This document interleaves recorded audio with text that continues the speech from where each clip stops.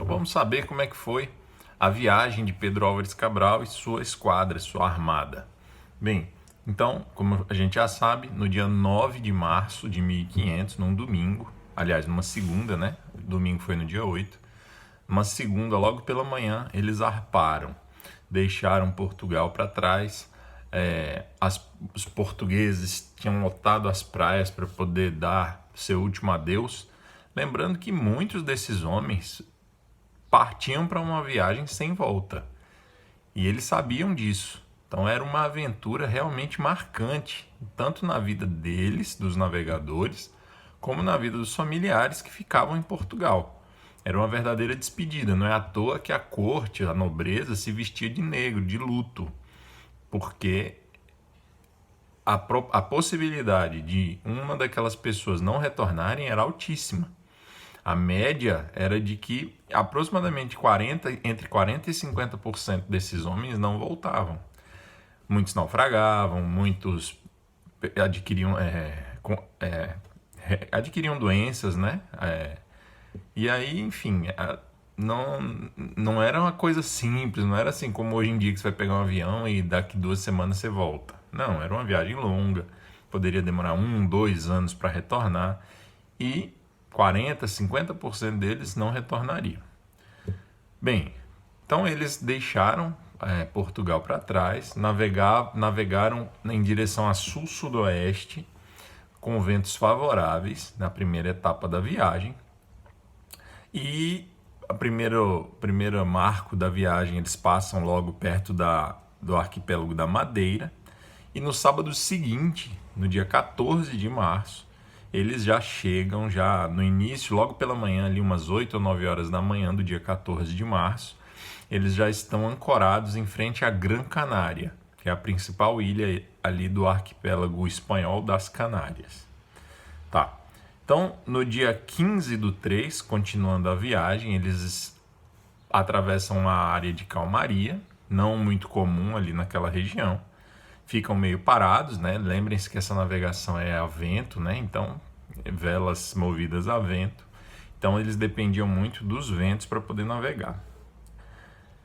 Seguem viagem, então, por uma semana, numa velocidade um pouco menor do que a que tiveram na primeira semana. E a 22 de março, eles vão atingir a ilha de São Nicolau.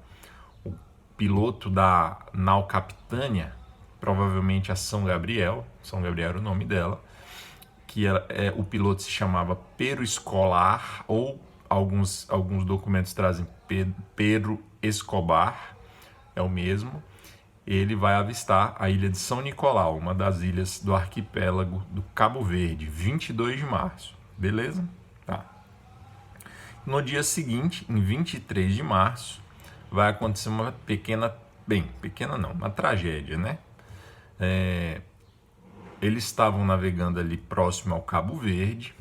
Ali existe não se sabe exatamente o que aconteceu, mas ali existe um problema que é poeira da região saariana, que torna a visibilidade um pouco difícil próxima ali a Cabo Verde, em algumas épocas do ano e tal. Tinha esse problema. E aí o que aconteceu foi o seguinte: de repente eles se deram conta, as outras embarcações se deram conta de que uma das 13, tinha sumido. Era a embarcação do Vasco de Ataíde. Então, eles passaram 2 dias procurando e não encontraram e seguiram viagem. Essa embarcação se perdeu.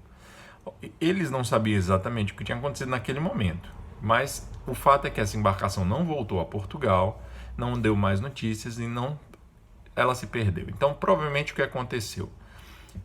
Bateram em algum baixio ali, né? Alguma pedra, algum arrecife, alguma coisa assim, né? Ou assim, algum lugar onde, provavelmente é isso, né? Algum lugar onde a superfície ficava muito rasa, então eles podem ter batido ali num banco de areia e danificou a estrutura do navio, começou a encher de água. E aí o que aconteceu? Por causa da baixa visibilidade ali, essa questão da poeira saariana, os sinais que eles tinham para dar para os outros navios não foram vistos. E aí por fim, depois de 2 dias de buscas infrutíferas, eles partiram sem esses homens. 105, como disse o Pero Vaz de Caminha, 150 homens engolidos pelo oceano, tá bom?